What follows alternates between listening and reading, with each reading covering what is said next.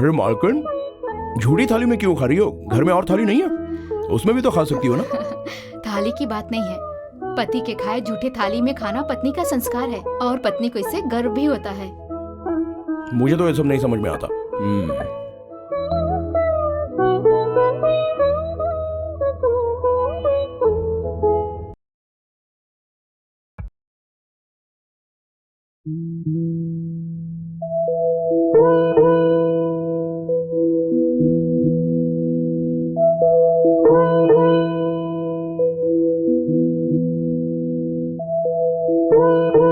पति के खाए झूठे थाली में खाना पत्नी का संस्कार है और पत्नी को इससे गर्व भी होता है।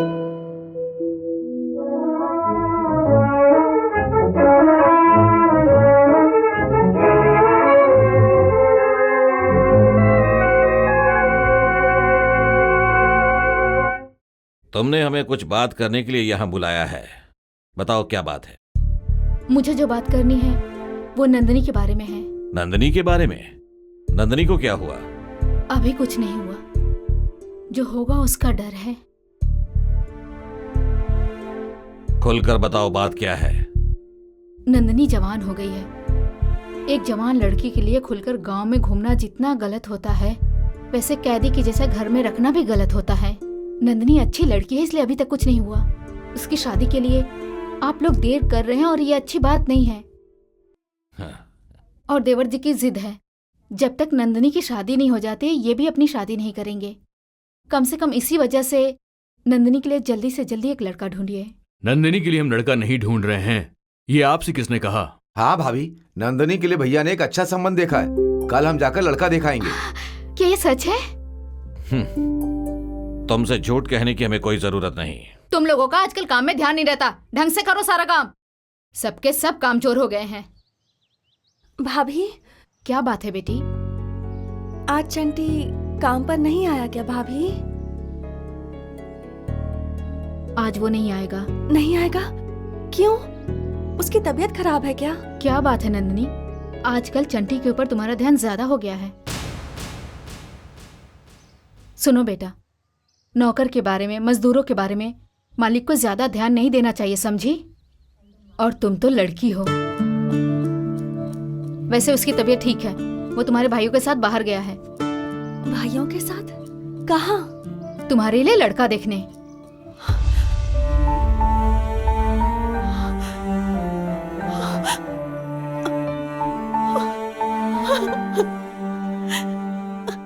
मेरा पति मेरी शादी के लिए लड़का देखने गया है।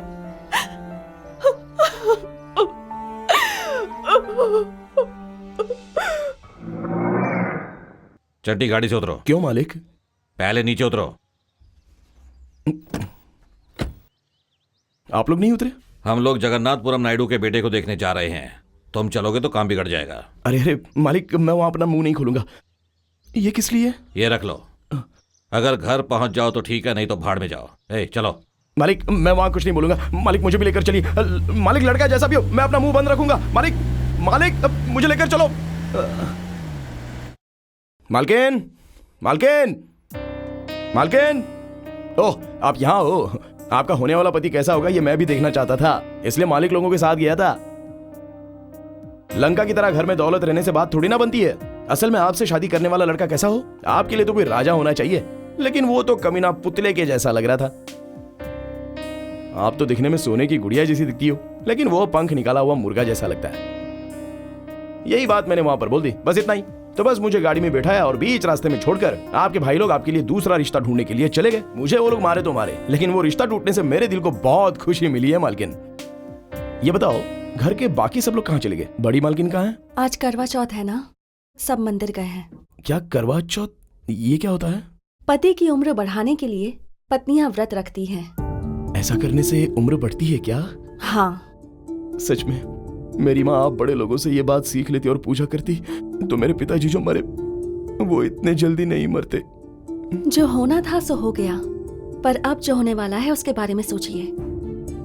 मेरे भाई मेरी शादी के लिए लड़का लाकर मेरे सामने खड़ा कर दें, उससे पहले मैंने जिससे शादी की है उसे उनके सामने खड़ा करना होगा। मेरे साथ चलिए। कहाँ? जहाँ करवा चौथ की पूजा हो रही है। वहां पर मैं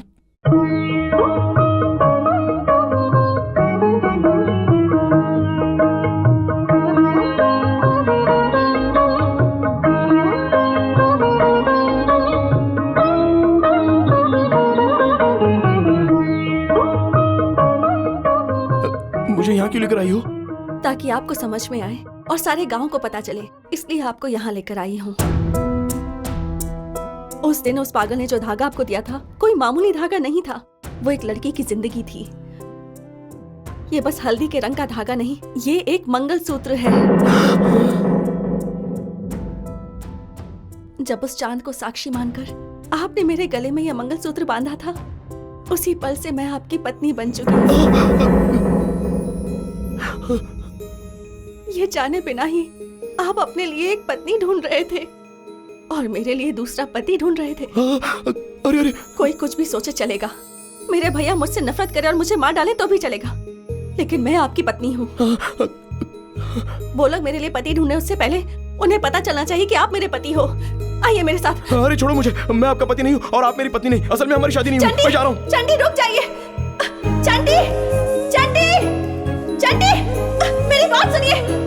चंडी, चंडी, चंडी, मेरी बात सुनिए। चंडी, चंडी, रुक जाइए। चंडी, मेरी बात सुनिए। माँ, माँ, माँ। क्या हुआ बेटा? अच्छा माँ, शादी कैसे होती है? क्या कहा? शादी कैसे होती है मतलब? हाँ,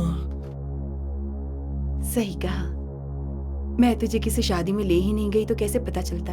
लेकिन बेटा, मैं किसी शुभ कार्य में नहीं जा सकती थी ना, इसलिए। अच्छा माँ बताओ, शहनाई बजती है तो शादी होती है ना? हाँ बाप रे, ढोल बजते हैं तभी शादी होती है ना? हाँ बेटा। अरे भगवान, खाना खिलाने से ही शादी होती है ना? हाँ बेटा। क्या हुआ? सच कहूं तो वो नंदिनी कुछ जानती नहीं है माँ। हाँ, पीला धागा गले में बांधो तो कहती है शादी होती है, शादी। पागल कहीं की।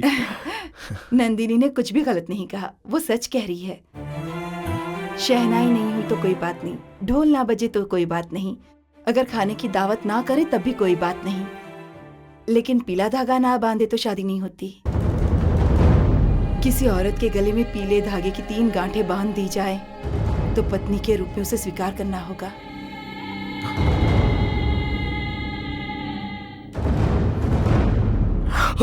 अरे अरे माँ, नंदिनी के भाई मुझे ना मारे इसलिए नंदिनी ने अपने गले में मुझसे पीला धागा बंधवाया माँ। तो वो भी शादी हो गई क्या माँ? क्या कह रहा है? नंदिनी के गले में तूने धागा बांध दिया? हाँ माँ। ये तो क्या कह रहा है बेटा? अब मुझे पता नहीं था इसलिए नंदिनी ने भी तभी नहीं कहा और वो अभी बता रही है।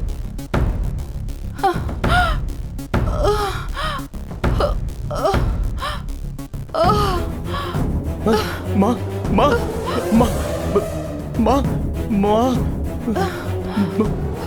बेटा चंटी, उसने जानबूझकर या अनजाने में किया हो, लेकिन तूने बड़ी गलती कर दी। एक लड़की के गले में धागा बांधना मतलब। तो मैं उसके गले से वो पीला धागा निकाल कर लाऊं? ऐसे नहीं हो सकता बेटा। हाँ, अनजाने में ही सही, लेकिन तूने उसके गले में धागा बांधा। अब हम क्या करेंगे समझ में नहीं आता। तू तो जानता है उसके भाइयों को। ये सब क्या है माँ? वो मुझे क्यों मारेंगे? मैंने तो नंदिनी के कहने पर किया था। भगवान, अब मैं तुझे कैसे समझाऊं बेटा? तू रुक।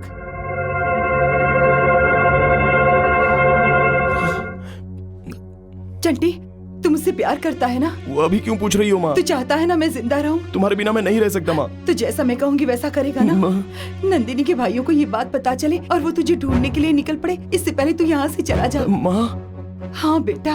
तो तुम भी मेरे साथ चलो, हम दोनों साथ में चलते हैं ना? नहीं बेटा, मैं भी तेरे साथ आऊंगी तो उन्हें पता चल जाएगा कि तूने गलती की है और मैं सब जानती हूँ। उन्हें लगेगा हम भाग गए हैं। मेरी बात ध्यान से सुन बेटा, जब सब ठीक हो जाएगा मैं तुझे फिर से यहाँ पर बुला लूंगी। तब तक यहाँ मत आना, ठीक है बेटा? अपने चाचा जी के घर चला जा, वहीं उनके पास रहना। मेरी बात मानेगा ना बेटा? मेरा प्यारा बेटा, चल निकल, जल्दी निकल। नहीं माँ, जा, जा, सुनो जा, ना, जल्दी माँ, कर बेटा।